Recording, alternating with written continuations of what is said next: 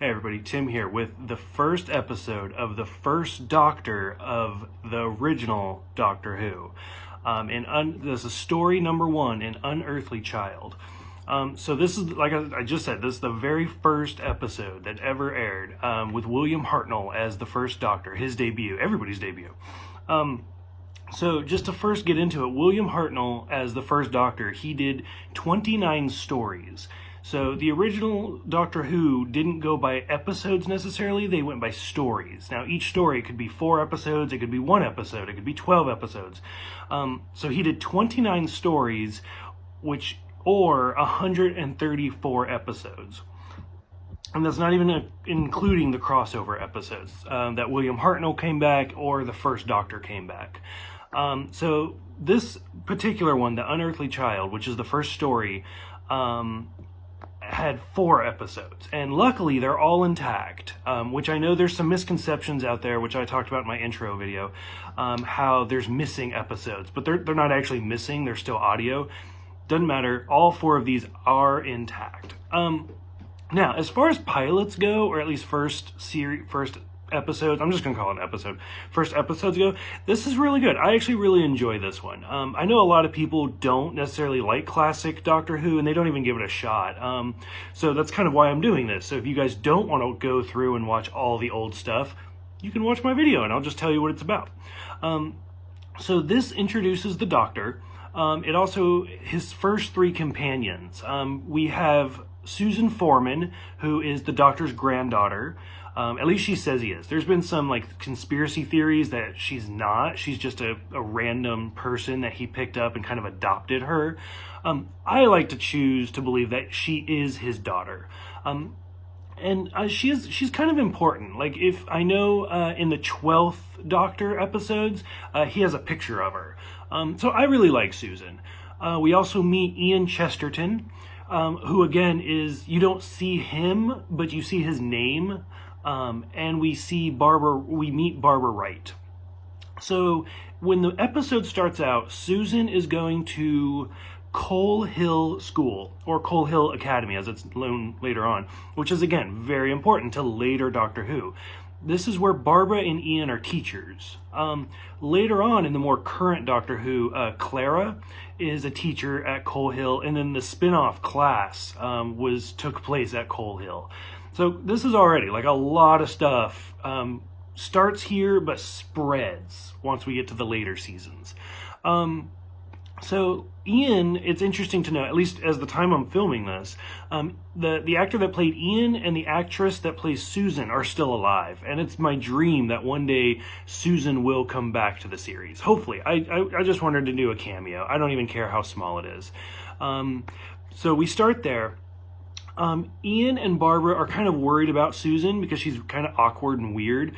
So they follow her home, which ends up being the TARDIS. And as Susan explains, that she made up the name TARDIS for time and relative dimension and space. So right there, again, a lot of people who only watch the new Doctor Who know the term TARDIS. Everybody knows the term TARDIS. But not a lot of people, I don't think, know that Susan created that name, at least according to this first episode. Which also, let me just say, continuity in these original series episodes is not really a thing. So we're going to see a lot of contradictory going through the episodes. And also, going with the name Doctor Who. Again, later on, the name Who is kind of weird, because sometimes they refer to him as a last name. In the Peter Cushing movies, that was his last name. They referred to him as Doctor Who. Whereas in this first story, it's made very, very clear that his name is just the Doctor. They call him Dr. Foreman because it's Susan Foreman's grandfather, so he has to be Dr. Foreman. And even the Doctor says, Dr. Foreman? Doctor Who? And then later on, Ian says, or Barbara says, well, he's a doctor. And Ian goes, well, who is he? Doctor Who? And that's supposed to be the thing of the title, is who is he?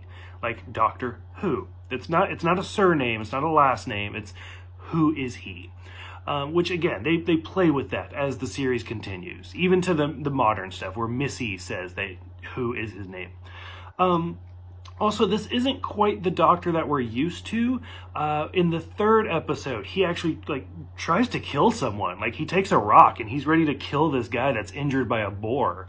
So again, that's something we don't really see in the newer episode, Doctor Who, or even like by the time we get to the second Doctor, he's kind of relaxed and kind of calmed down. He's not like a hard, stern man like he is in this one.